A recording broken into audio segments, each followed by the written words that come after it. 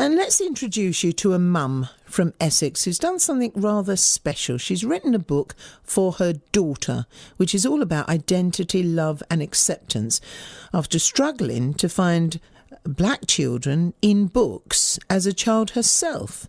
Vese Aghoghovbia-Aladewolu joins us now, chartered engineer from Buckhurst Hill, and she's written Who Do I See in the Mirror? She's with me in the studio today. Thanks so much for coming into the studio. Nice to see you, Vese. Thank you. Thank you for having me. So tell me, this was for your little daughter, Philly. I must say, I've seen the pictures of she is adorable. She's so lovely. So take me back to the start. Tell me what inspired you to write this book.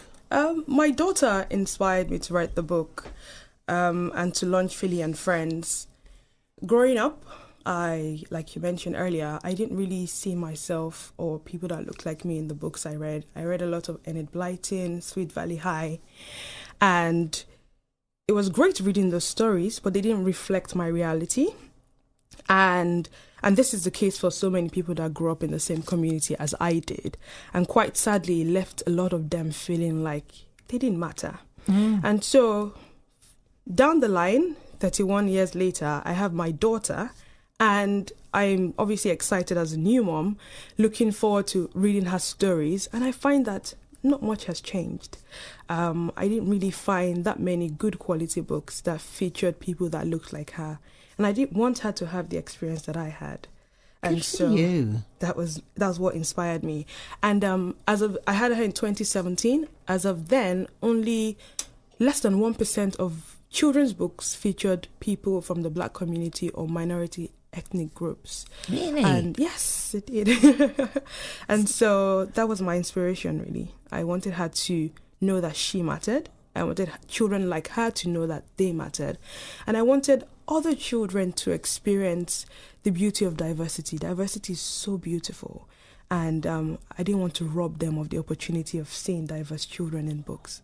Do you know, it's really interesting because most mums your child may not recognise themselves from, I don't know, poor backgrounds, because I, like you, read the Enid Blyton and all this, and these were normally posh kids who went off to boarding school and had hampers and stuff like that. Yeah. I certainly didn't recognise myself. My mum used to just tell us stories, and I recognised me more through her childhood. She didn't tell stories. She didn't write it down, but she told us stories, so we sort of knew where we were. Yes. So there's a big difference from like telling your child stories of you or whatever, of your community, to actually sitting down and writing a book. That's a whole different kettle of fish, isn't it? Yes, it is. I obviously wanted to read. I read a lot to her, and so obviously I thought about writing the book itself. Obviously, but with a little baby as well. I mean, crikey, most people can just about keep their heads above water and change their beds. That's true. You're trying to survive, but I feel so passionate about it. I believe that diversity is not just for children from the black community, but it's a gift to everyone. I believe that if we teach and encourage it, we would have more loving adults who are more tolerant, because you understand another person's point of view, their whole world. You realize that people are human inside. Everyone is just like you. And so it's something I'm obviously passionate about, and I took the mission on to write the story. What's been the reaction to the book? It's been... I never expected it, actually. It's been so... The reception has been amazing. I've had a lot of people, not just people from the black community, but Caucasians, Asians, just telling me how either they want their children to see diversity because that's the reality of the world, or how it's changed their lives. I got a video recently from one of my friends. Her daughter repeats one of a scene from the book every day. I'm beautifully made, I'm wonderfully me, I love me. And just saying how empowering it is to see a child that looks like her in the book. I've also received videos of people saying, "Oh wow, Mom, that's me. That's me." Obviously calling the name of the child, or if the child is Sandra, "Oh Mom, that's me, Sandra." And it just really melts my heart, because I obviously didn't realize how much needed it is, but from launching the book, it's so needed in the society. And what are you hoping that your little girl, your little filly, will take away from reading the book when she has it? Yeah. I'm sure she'll be reading it to her children as well. I really want her to know that she matters. She's important. It's I say to her every morning, I am strong, I am loved, I am important. I tell her to repeat it because I believe that a lot of the adults we grow up to be, it's basically a summation of all the things that we heard and we read and we consumed as children. And I want her to read the book and know that she's much more than her physical appearance, which is the key message in the book. It goes something like, I love my black curly locks and the way it shrinks when I have a bubble bath. But I'm not just my hair, I am much more.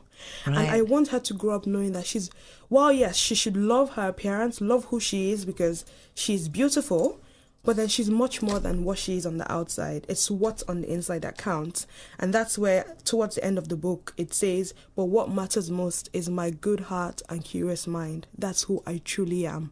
And that's what I want for her. I want her to, if years down the line she grows to be a kind and loving child, I feel like my job is done. That's the most important thing.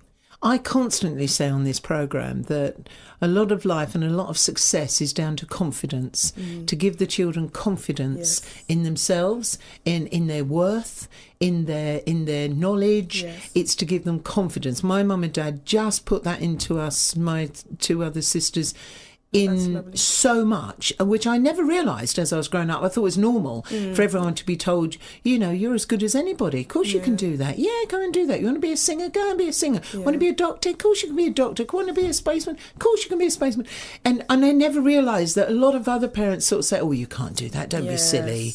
You can't do that. And it is all about that, isn't it? It's giving confidence, but also your child to be able to recognise that little girl who looks like me is being told, you can go and do it. Have a good heart and you can do anything you like. Yes, exactly. And the thing is, you can do such a great job as parents, but also there's society. Society speaks to you. And so for me, I grew up in Nigeria. I came here when I was 15. And so everyone else looked like me. Right. But she's here in this community growing up, in a community where people are different. And which is beautiful because I think diversity is beautiful. And so I want her, and not just her, other children to know that they are important, to build that confidence in who they are, their combination, who they are is very special. And I say to parents who are not from the Black community to say, if your daughter has blonde eyes, write it on the top and say, I love my beautiful blonde eyes. So the book is to speak to anyone really, just to help you build the confidence in your child. So what about you then? You've written this book. It's beautifully illustrated. Thank you. Who did the illustrations? They're beautiful. Irene Omiono. She was so lovely to work with. She's Yega Illustrations. Really? Yeah. It's just wonderful. Yeah. So what next? Are you going to do something else as she grows up? You're going to write more for children within the community who may not always recognise themselves?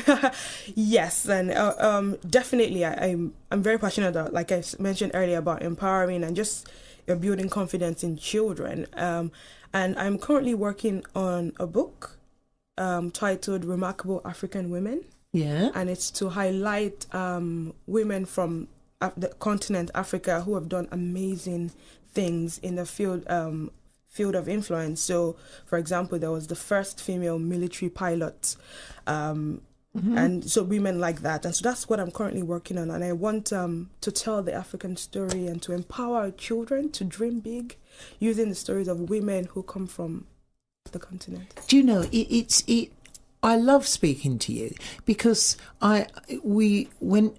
often, and it's the difficult thing to say this, and is that often we think of Africa, and whenever we sort of think, in a way, we sort of think, oh, it was terrible, the slavery times, and it almost like keeps people down. Yeah.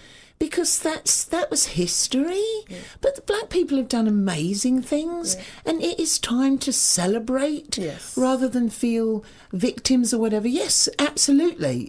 Yes, that was part of history. Yes. But you're bigger than that.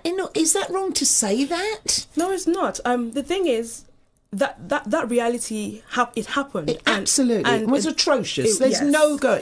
That's as said. Yes, but one of the reasons why I'm doing this is to tell a positive story, like you mentioned, to show Africa in a good light, because I feel like people would understand Africans a lot better, be more receptive, and the world is so beautiful, so much culture and so many things. And why don't we tell our story? Yes. And so that's what I hope to do with this new book that I'm currently working on. Please come back and see us when you do, won't you? I'd like to see that very much indeed.